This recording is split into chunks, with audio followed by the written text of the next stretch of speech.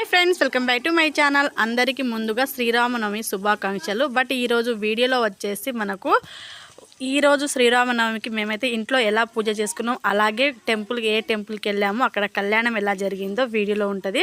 ఇక్కడ దేవునికి ఊరేగింపు చేసి గుళ్ళోకి తీసుకొచ్చిన వీడియో ఉంటుందండి, కంటిన్యూగా చూడండి. నెక్స్ట్ ఫుల్ వీడియోలో కళ్యాణం ఎలా జరిగింది, సీతారాముల కళ్యాణం ఈ ఇయర్ హైదరాబాద్లో ఎలా జరిగిందో ఉంటుంది. తప్పకుండా రేపటి వీడియో అయితే ఫుల్ వీడియో అప్లోడ్ చేస్తాను, తప్పకుండా చూడండి.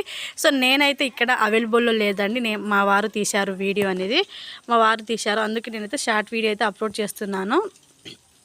వీడియో కంటిన్యూగా చూసిన తర్వాత ఎలా ఉందో తప్పకుండా కామెంట్ చేసి అలాగే సబ్స్క్రైబ్ అయితే చేసేసుకోండి. సో మీరు ఏ టెంపుల్కి వెళ్ళారు అంటే, అందరు వెళ్ళాల్సింది సీతారాముల కళ్యాణం టెంపుల్కే. సో ఎక్కడెక్కడ వెళ్ళారో అదే తప్పకుండా కామెంట్ సెక్షన్లో కామెంట్ చేయండి. వీడియో కంటిన్యూగా చూసిన తర్వాత అయితే తప్పకుండా లైక్ చేసి అలాగే ఎలా ఉందో వీడియో అంటే ఇక్కడ వీడియో అనేది అడ్డదిడ్డంగా వచ్చింది, ఎందుకంటే మొబైల్ అనేది అటు ఇటు తిప్పేశారు, అందుకనేసి అలా వచ్చేసింది.